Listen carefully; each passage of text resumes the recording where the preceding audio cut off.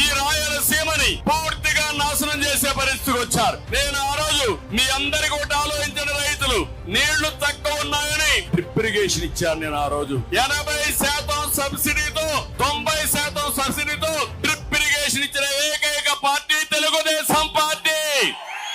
Hi, ఇవి filters, ఇవన్నీ దానికి సంబంధించిన వివరాలు.